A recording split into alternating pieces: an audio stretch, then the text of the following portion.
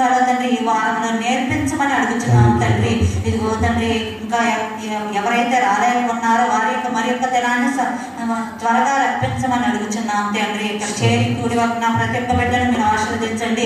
నిలబడిన నీ దాసుని తండ్రి ఇదిగో తండ్రి సిలువను మరుగుపరుచుకొని ఈ వాక్యాన్ని వెదజలుచు ఉండగా తండ్రి వ్యర్థపోకుండా తండ్రి ఇదిగో తండ్రి మా మనసును స్థిరపరిచి బలపరిచి మా జీవితానికి అనుగుణంగా నీ వాక్యానుసారంగా జీవించటకు సహాయం చేయమని త్వరలో రాయన్న యేసయ్య నామమున పెట్టి అడిగి వేడుకుంటున్నాం తండ్రి.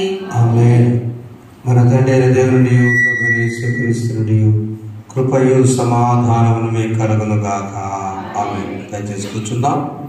యోషువ గారికి అలాగే నాడు సంజయ్ గారికి మరి ఇతను పాస్టర్ గవర్నమెంట్ పాస్టర్ వందనాలు చేసుకున్నాం. ఈ సమయంలో ఒక పాట విందాం. ఆ తర్వాత ఈ దినము మళ్ళా మొదటిసారి ఈ శిలువధానాల్లో ఫస్ట్ టైం ఈ విజ్ఞాపన దినాన పాస్టర్ గారు మాట్లాడటం సంతోషం. వారు వచ్చి ఈస్టర్ గ్రంథం గురించి పోతున్నారు. కాబట్టి తల్లి గారు వచ్చి ఒక పాట పాడి దేవుని 2 చరణాలు పాడి దేవుని వైపరిచేస్తుగా మనం చేస్తున్నారు. స్టార్ట్ చేస్తాం.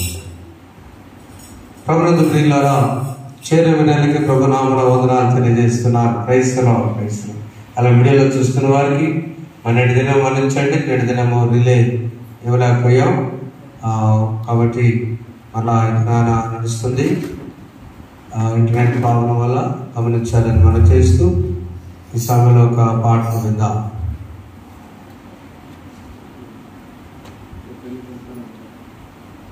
కీర్తన పుస్తకంలో 636 కీర్తన. చిన్న కీర్తన పుస్తకంలో నాకు ఇక్కడ లేదు. పెద్ద కీర్తన పుస్తకంలో 636 కీర్తన పాడు. ఎంత జాలి యేసువా ఇంత నిత్యుడు చలేను ఎంత జాలి హానికరుడ హింసకుడను దేవదోషకుడను నేను హానికరుడ హింసకుడను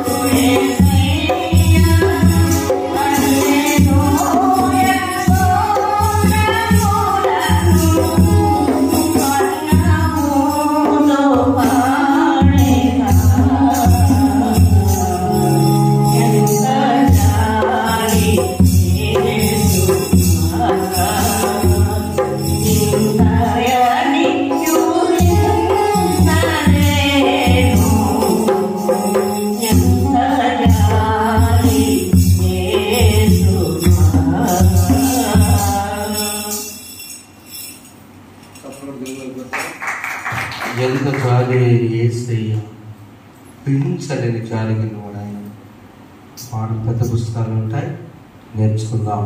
ఈ సమయంలో మాస్టర్ గురించి ఎడిదిన అంశము ఎస్తేరు ప్రార్థన. ఎన్నో రోజు ప్రార్థన 8వ రోజు ప్రార్థన లెక్కలో 4వ రోజు. మొదటి ప్రార్థన ఏలియా ప్రార్థన, ఆసక్తి ప్రార్థన. రెండవ ప్రార్థన ఎబ్బేజు ప్రార్థన, వ్యక్తిగత ఆశ గల ప్రార్థన. అది ఆసక్తి, ఇదేమో ఆసక్తి కోసం ప్రార్థన. మూడవ ప్రార్థన హిజ్కియా ఆపదలో ప్రార్థన. 4వ ప్రార్థన ఎస్తేరు ప్రార్థన, ప్రజలందరి కోసం ప్రార్థన. ఇందా మీ యొక్క ప్రార్థనలు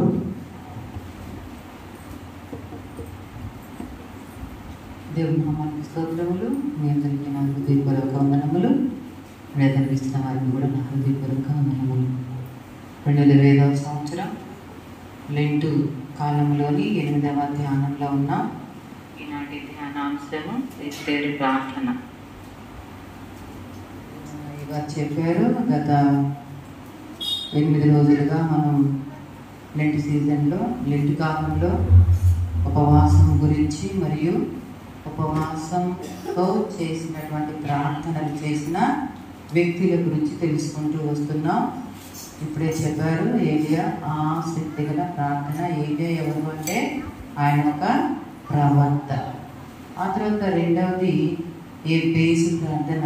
ఇప్పుడే చెప్పారు ఎబ్బేజు ఒక సామాన్య మనిషి, విశ్వాసి, సామాన్య మానవుడు చేసిన ప్రార్థన. తన గురించి, తన కుటుంబం గురించి, నన్ను విశాలపరచు, నీ తోడు నాకు తోడుగా ఉంచి నన్ను కీడులోనికి రాకుండా తప్పించి నన్ను నిశ్చయంగా నీవు ఆశీర్వదించాలి. ఆశీర్వాదం కొరకు ఒక సామాన్య మానవుడు, సామాన్య విశ్వాసి చేసిన ప్రార్థన గురించి విన్నాం. మూడవదిగా హిజ్కియా ప్రార్థన విన్నాం. హిజ్కియా ఎవరు? ఒక రాజు. హిజ్కియా యూదా రాజు. ఇశ్రాయేలీయులు యూదా వారు రెండుగా విడిపోయినప్పుడు అందరూ దేవుని చేత కనానికి వచ్చి, ఐగుప్తు నుంచి కనానికి వచ్చిన వారే 2 విభాగాలుగా విడిపోయిన తర్వాత యూదా రాజ్యం, ఇశ్రాయేల్ రాజ్యం అని చెప్పి 2 రాజ్యాలుగా విభజించబడ్డారు సొలొమోను కాలంలో. ఆ తర్వాత రాజులుగా రాజ్య పరిపాలన చేసిన హిజ్కియా యూదా దేశానికి చెందిన రాజు. ఆ రాజుగారు కూడా, ఆ రాజుగారి గురించి మరి నిన్న అంకుల్ చాలా చక్కగా చెప్పారు. అంకుల్ మీకు చాలా ధన్యవాదాలు తెలియజేస్తున్నాను, ఎందుకంటే చాలా బాగా చెప్పారు. వారి యొక్క జీవిత చరిత్ర మొత్తం చాలా చక్కగా వివరించారు మనకి. అయితే ఆ హిజ్కియా రాజు గురించి ఏం రాయబడిందంటే, యూదా రాజ్యాన్ని పరిపాలించేటువంటి రాజులలో అతనికి ముందు కానీ అతని తరువాత కానీ అలాంటి రాజు లేడు అని. అంత మంచి రాజు కూడా ఉపవాసం ఉండి ప్రార్థన చేశారు. అది ఒక మంచి రాజు యొక్క ప్రార్థన గురించి విన్నాం నిన్న.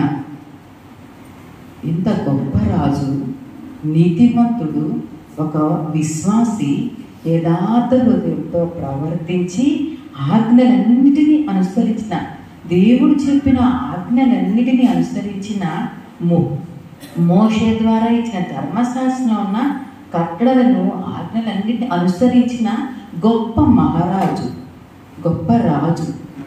ఆ రాజుగారు కూడా ఉపవాసం ఉండి ప్రార్థన చేశారు.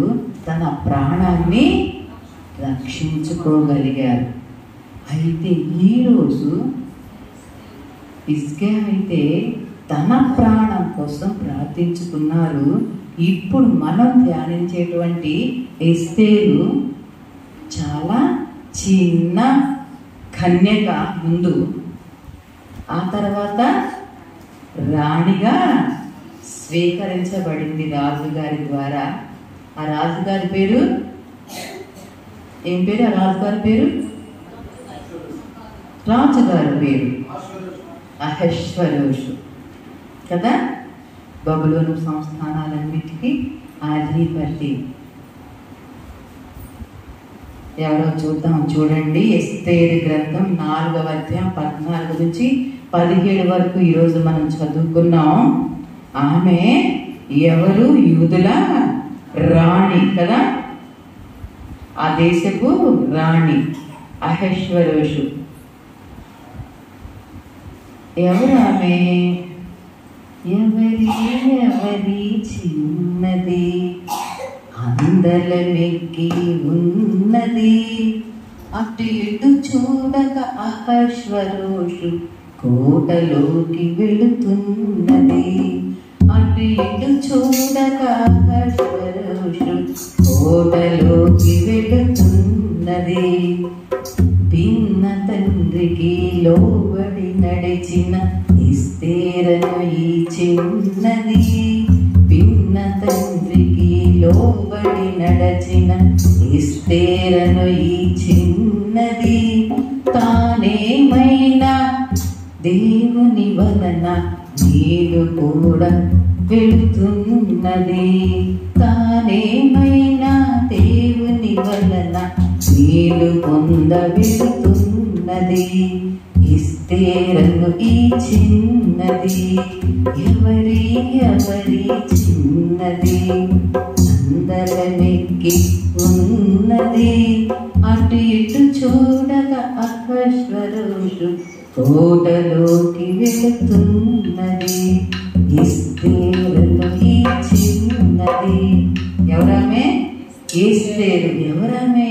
అటు ఇటు చూడకుండా అహశ్వరోషు కోటలోకి సరాసరి వెళ్తుంది. అసలు ఆ రాణి గారి యొక్క చరిత్ర చూద్దాం, చూడండి. 2వ అధ్యాయము, ఎస్తేరు గ్రంథం 2వ అధ్యాయము 6-7 వచనములు. చదవండి. అయ్యో, కొన్యాతో కూడా యెరూషలేము నుండి చెరపట్టబడిన వారిలో ఒకడు తన పిన తండ్రి కుమార్తె అయిన హదస్సా అను ఎస్తేరు తల్లిదండ్రులు లేనిదై ఉండగా అతడు ఆమెను పెంచుకొనెను. ఆమె అందమైన రూపమును సుందర ముఖమును గలదై ఉండెను. ఆమె తల్లిదండ్రులు మరణము పొందిన తరువాత మొర్దెకై ఆమెను తన కుమార్తెగా స్వీకరించెను. కాబట్టి ఎస్తేరు యొక్క బ్యాక్గ్రౌండ్, ఆమె యొక్క పాపం జనన వృత్తాంతం మనం ఆలోచిస్తే ఆమెకి తల్లిదండ్రులు లేరు, చనిపోయారు. అయితే తన పెనతండ్రి కుమార్తె అని చెప్పి మొర్దెకై అయిన ఒక యూదుడు తను పెంచుకున్నాడు. ఆమె చక్కగా అందమైన రూపం ఉంది, సుందర ముఖము కలిగిన కన్యక. ఇంకో 2వ అధ్యాయము 17వ వచనంలో స్త్రీలందరికంటే రాజు ఎస్తేరును ప్రేమించెను. కన్యలందరికంటే ఆమె అతని వలన దయాదాక్షిణ్యములు పొందెను. అతడు రాజకిరీటం ఆమె తల మీద ఉంచి ఆమెను వష్టికి బదులుగా రాణిగా నియమించెను. కాబట్టి ఎస్తేరు ఎవరు? తల్లిదండ్రులు లేకపోయినప్పటికీ, ఆమె ఒంటరిదైనప్పటికీ, ఆమె పెంపుడు కుమార్తె అయినప్పటికీ, తర్వాత ఆమె చెరగొని పోయినప్పటికీ బబులోను రాజ్యానికి తన పినతండ్రి మొర్దెకై పేరు తనతో పాటు అక్కడికి వెళ్ళింది. కన్యకలందరినీ తీసుకొని వెళ్ళారు.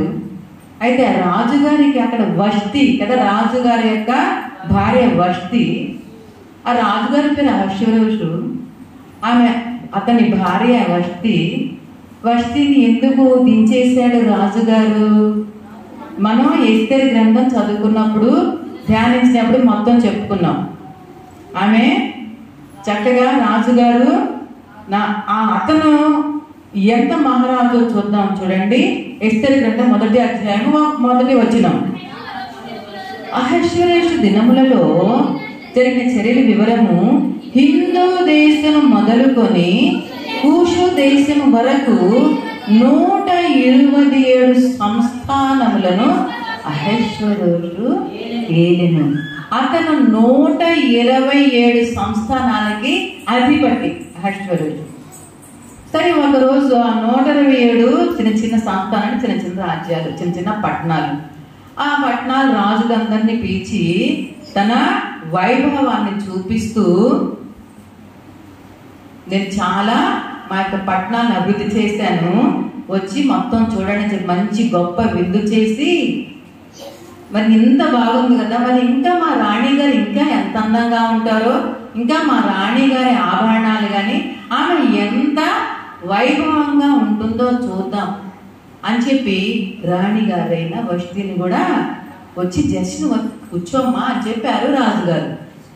అయితే వష్టి ఏమనింది, నేనా ఈ అందరి రాజుల ముందు నేను కూర్చోవడమా అని చెప్పి నేను రాను అని రాజాజ్ఞని ధిక్కరించింది. పురుషులు ఊరుకోరు కదా, వారి మాట చెల్లకపోతే దాన్ని ఎలాగైనా చెల్లించుకుంటారు. ఎన్ని మాటలు చెప్పైనా సరే అందరు నా వైపే చూడండి.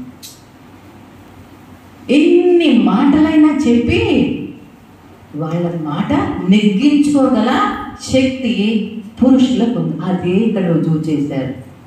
ఏమని, అందరూ కలిసి రాజుగారికి అసలు ఆ జ్ఞానం లేదు. అమ్ములే పాప రాణి గారు ఏమొస్తుంది అనుకుని ఉండొచ్చు బహుశా మనసులో. వీళ్ళందరి ముందు రాణి గారు జస్ట్ కూర్చొని అంత బాగోదేమో అనుకుని ఉండొచ్చు బహుశా రాజుగారు. కానీ వచ్చిన పురుషులందరూ ఏమన్నారు, ఇదేంటి రాజుగారు చెప్పినా కూడా ఆమె రాకపోతే రేపు మా స్త్రీలు మమ్మల్ని గౌరవిస్తారు. వాళ్ళకి చిన్నపోయింది మొక్క. రాణి గారి రాజుగారి మాట వినకపోతే నీ మాట మా మాటలు మా భార్యలు వింటారని చెప్పి రాజుగారికి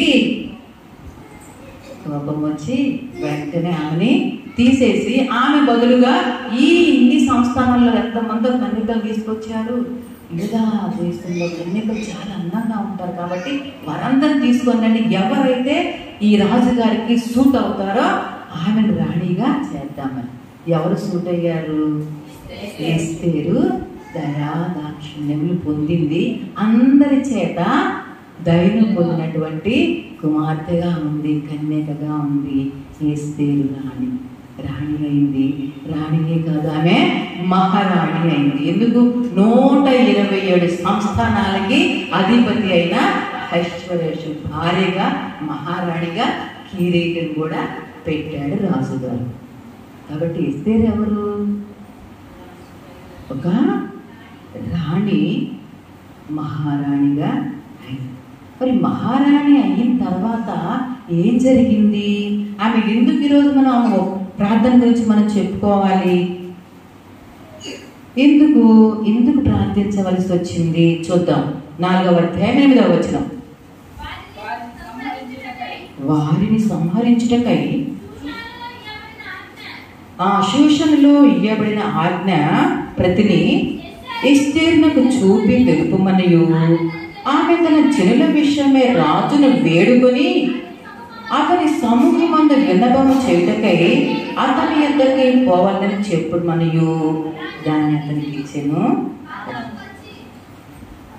ఎందుకు అలా జరిగింది? ఎందుకు ప్రార్థించవలసి వచ్చింది అంటే అక్కడ ఒక సంఘటన జరిగింది. హామాను అని అక్కడ ఆ పట్టణంలో రాజుగారి దగ్గర పనిచేసేటువంటి ఒక వ్యక్తి ఉన్నారు.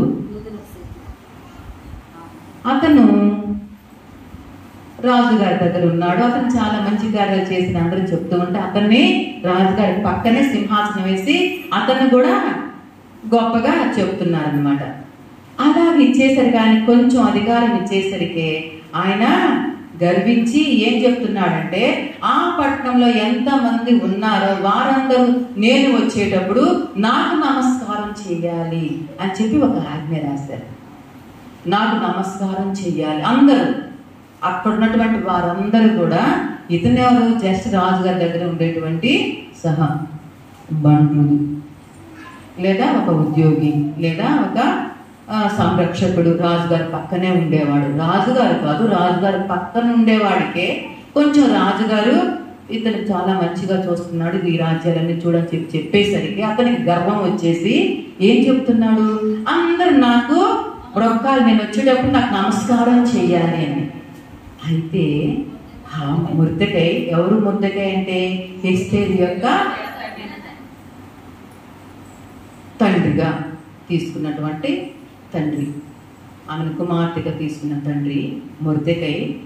అతను మాత్రం వంగడల్లా, నమస్కారం చేయకుండా జస్ట్ నిలబడ్డాడు. ఎందుకు చెప్పండి? ఎందుకు నమస్కారం చేయలేకపోయాడు మొర్దెకై?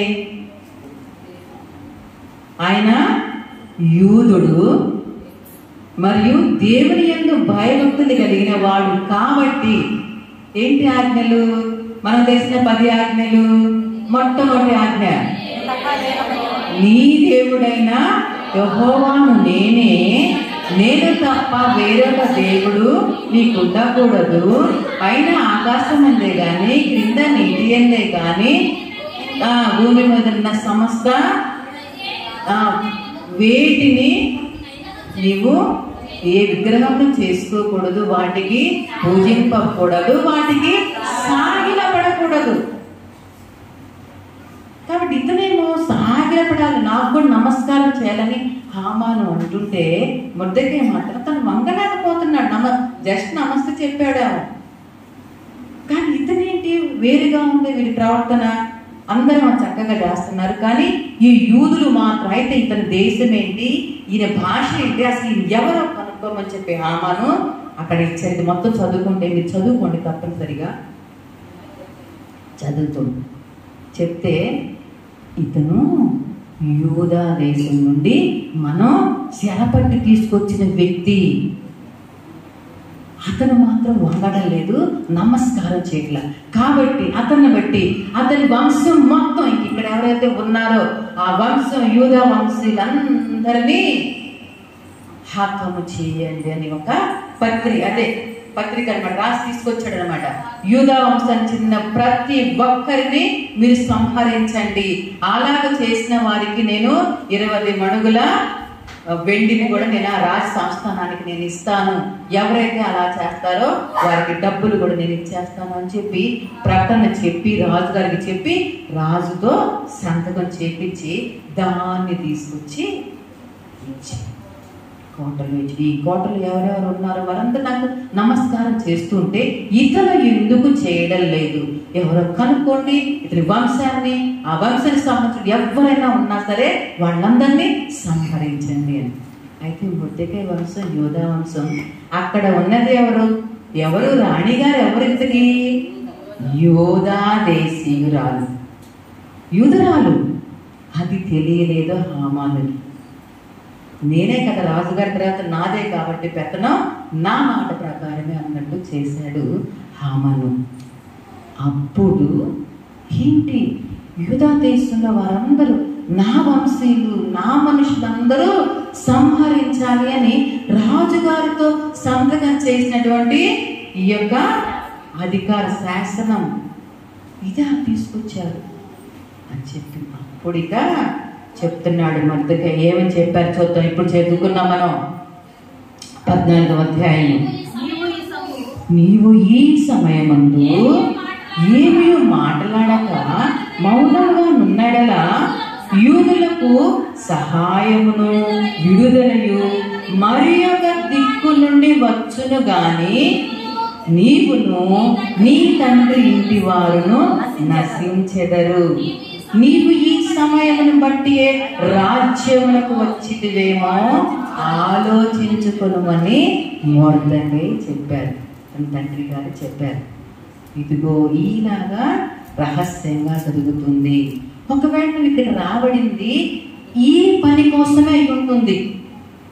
నీవు గనక రాజుగారితో కానీ ఏమీ చేయకుండా మౌనంగా ఉంటే యూదులకి సహాయం, దేవుడు తన బిడ్డల్ని వేరే దగ్గర నుంచి సహాయం తీసుకొస్తాడు. తన బిడ్డలు నశింపచేస్తాడా? తల్లి అయిన మరచునేమో నేను నిన్ను మరువను, చూడుము నా అరచేతులలో నిన్ను చెక్కి ఉన్నాను. తన బిడ్డల్ని తన చేతిలో చెక్కున్న దేవుడు రక్షింపగా మానుకుంటాడా? ఎలాగైనా ఎవరినో ఒకరు లేపి సహాయాన్ని, విడుదలను కలుగ చేస్తాడు. నీవు ఆలోచించుకో. దీన్ని బట్టి నీవు నీ తండ్రి ఇంటి వారు నీ వంశం అందరూ చనిపోతారేమో, నశించిపోతారేమో అని చెప్పేసి మొట్టకై చెప్పేసి అందుకని ఈమె ప్రార్థించవలసి వచ్చింది. మహారాణి అయినప్పటికీ తన జనుల కోసం, తన ఇంటి వారి కోసం, తన తండ్రి ఇంటి వారి కోసం ప్రార్థించవలసిన అవసరం వచ్చింది మహారాణి గారికి. ఎవరి కోసం ప్రార్థించవలసి వచ్చింది?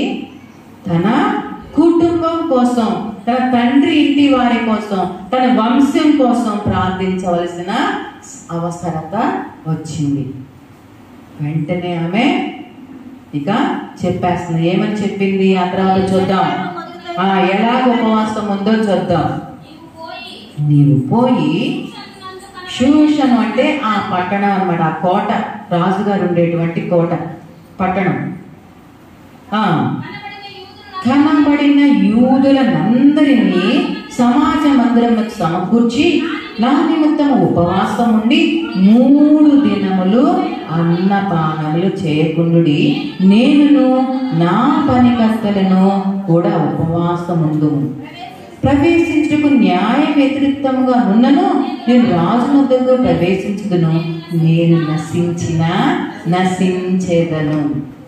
ఒకటే ఒక తీర్మానం తీసుకుంది ఎస్తేర్ రాణి. ఏమని? ఒకవేళ నేను నశించేదను, కానీ నేను మాత్రం రాజుగారి దగ్గరికి వెళ్ళి ఈ విషయాన్ని ఎలాగైనా చెప్తాను. అయితే మీరందరూ ఏమి చేయాలి? నా కోసం ఎన్ని రోజులు? 3 దినాలు ఉపవాసం ఉండండి, అన్నపానాలు ఏమి పుచ్చుకోకుండా. అందరు ఇక్కడ ఎవరైతే ఉన్నారో, యూదులందరూ ఎవరైతే ఉన్నారో వారందరినీ సమకూర్చండి, అందరిని తీసుకొచ్చి సమాజ మందిరం దగ్గర కూర్చోబెట్టండి, అందరూ 3 దినాలు ఉపవాసం ఉండండి, నా కోసం ప్రార్థన చేయండి. నాతో పాటు నా పనికర్తలు కూడా ఉన్నారు, మేము కూడా ఉపవాసం ఉంటాం.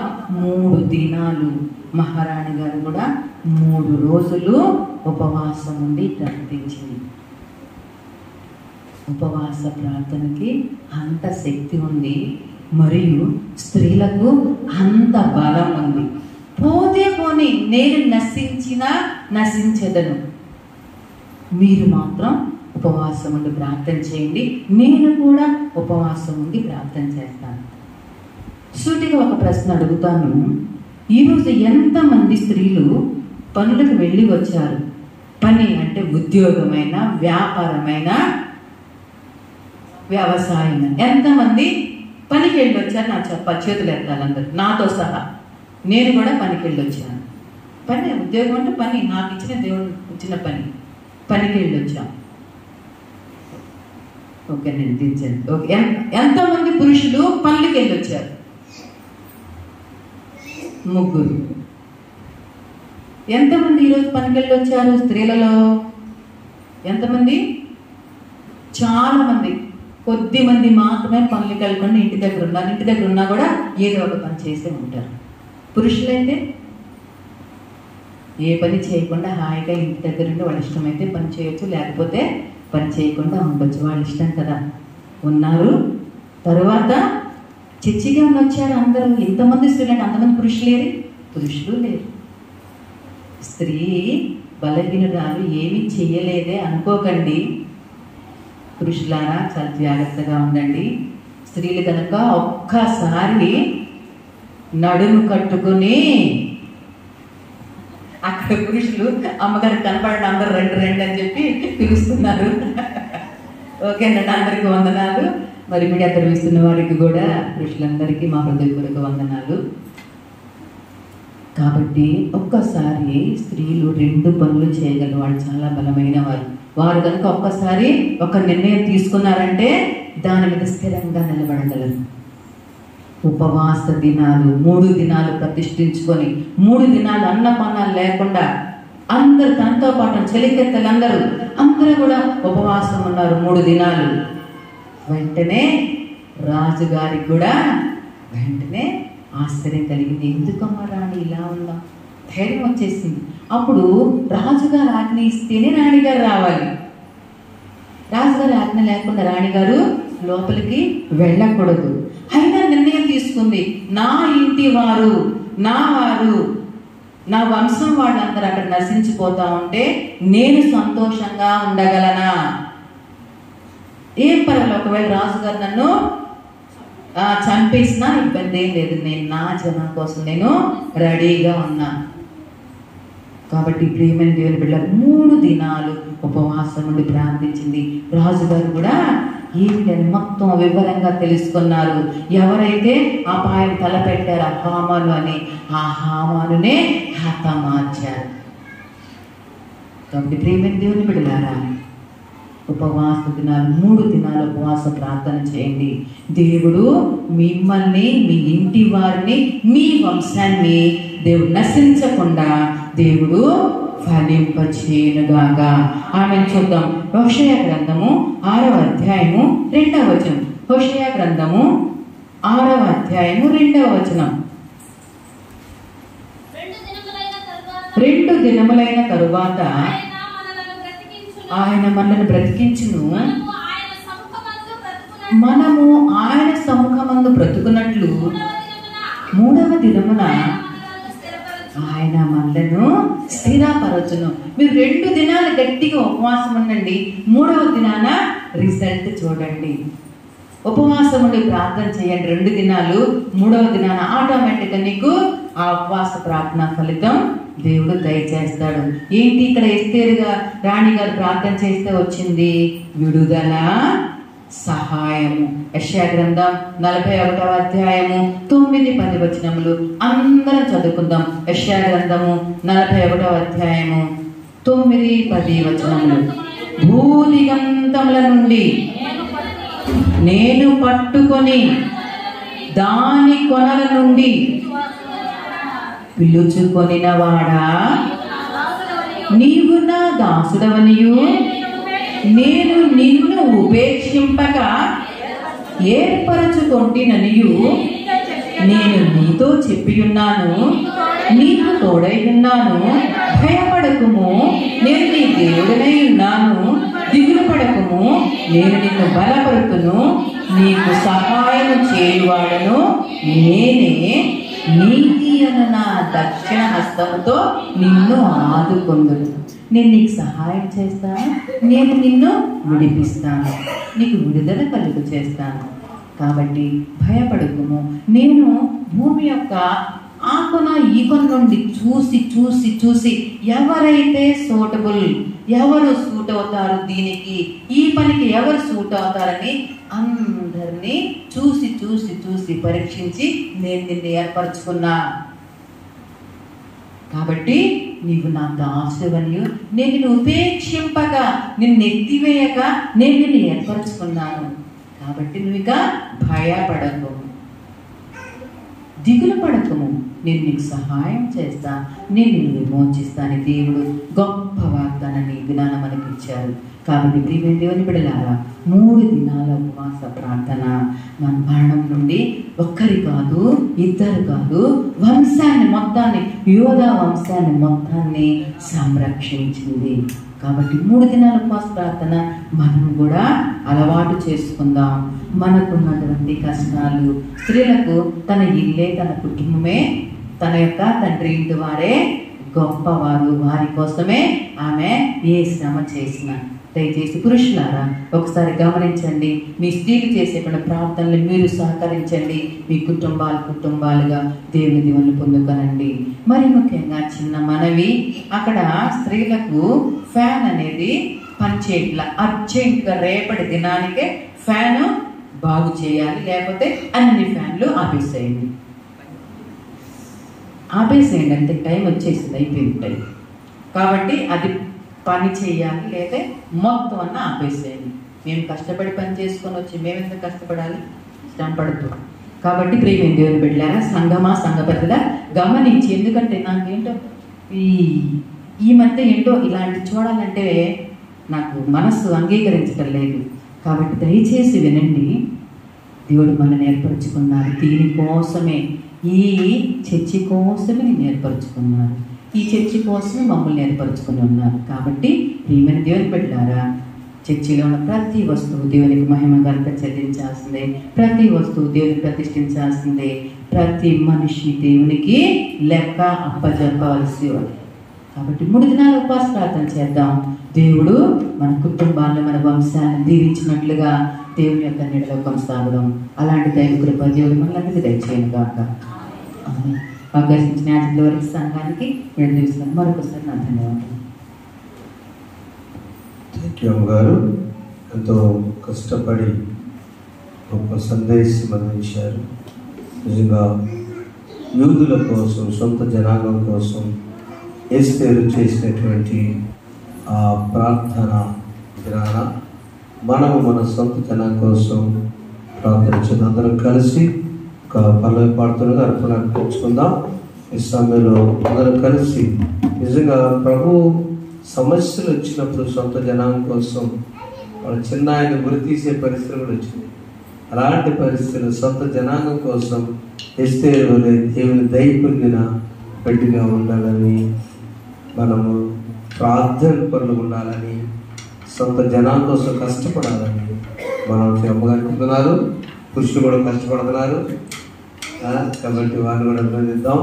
అందరూ కలిసి మన గీతమది సిలువలో సాగింది యాత్ర అనే పాట తీసుకున్నామ్మా. సిలువలో సాగింది యాత్ర కరుణా దయగల పాత్ర, సిలువలో సాగింది యాత్ర కరుణా దయగల పాత్ర, ఇది ఎవరి కోసమో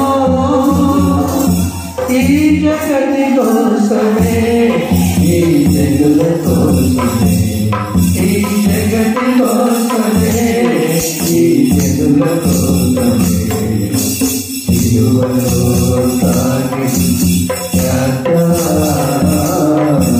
కరుణామయుని దయగల పాత్ర, తెలుగుమని కొట్టి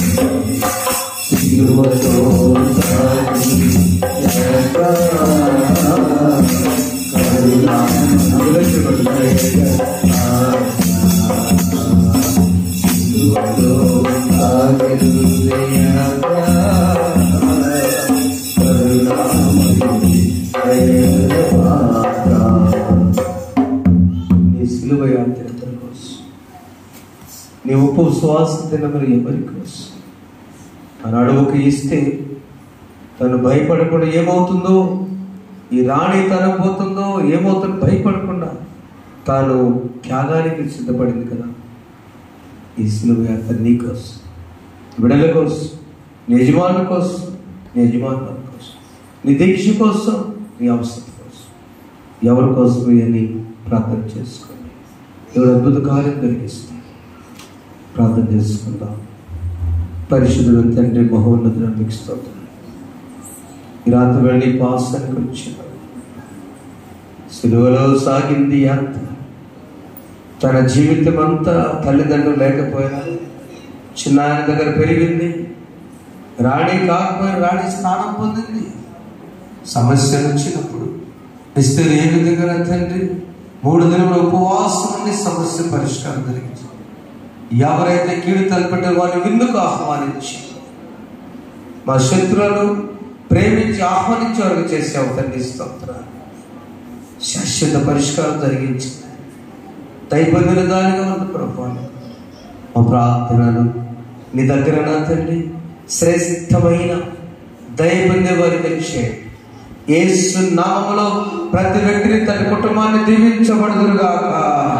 ప్రతి ఒక్కరి ప్రార్థన దేవుడు వినబడుదురుగాక.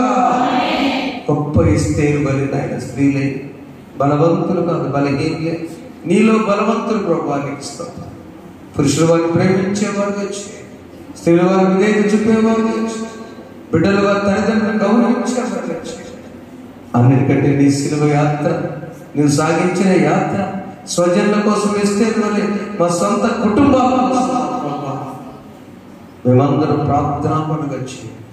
బిడ్డ అర్పణ వృత్తుల ఆశీర్వాదం ఇచ్చేయండి. యేసునామం వేడుకొని ప్రార్థిస్తున్నాము తండ్రి. ఆమేన్. పరలోకమందున్న మా తండ్రి, మీ నామం పరిశుద్ధపరచబడుగాక, మీ రాజ్యం వచ్చుగాక, మీ చిత్తము పరలోకమందు నెరవేర్చినట్లు భూమి యందు నెరవేరుగాక. మా అందరూ మాకు దయచేయండి. ఆయన ప్రార్థన చేసిన వారిని మేము క్షమించిన ప్రకారం మా ప్రార్థన క్షమించి శోధన దృష్టిని తప్పించి రాజ్యము శక్తియు మహిమయు నిరంతరం నీవేనవి. ఆమేన్. దేవుని ప్రేమ, ప్రభువైన యేసుక్రీస్తు వారి కృప, పరిశుద్ధాత్మ సహవాసం దేవాలయం చేరిన ప్రతి బిడ్డకును ఈ ప్రాంగణంలో ఉండి ఎంత దూరం వాక్యం బిడ్డలకును వారి ప్రాంతం వారికి ప్రత్యేకించి మీడియాలో చూస్తున్న ప్రతి బిడ్డ వారి కుటుంబాలకును తోడయుడును గాక. ఆమేన్.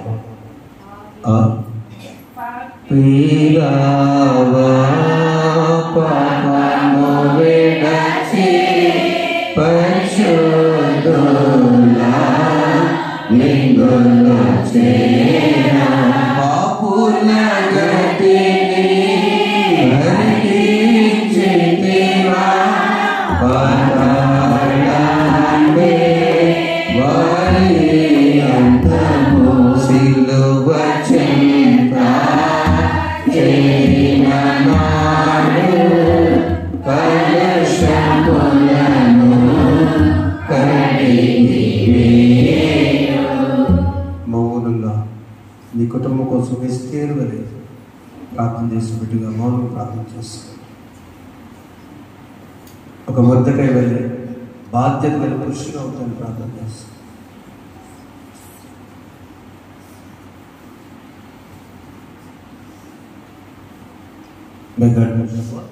రేపటి దినము వాక్యం చదివేవారు అశోక్ గారు కీర్తన చదువుతారు.